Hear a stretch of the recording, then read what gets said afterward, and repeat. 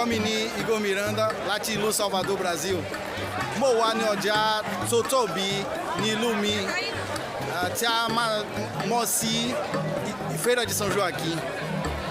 Lónìí, ayẹyẹ òrìṣà máa ṣẹlẹ̀ níbí fún Èṣù ọlọ́jà.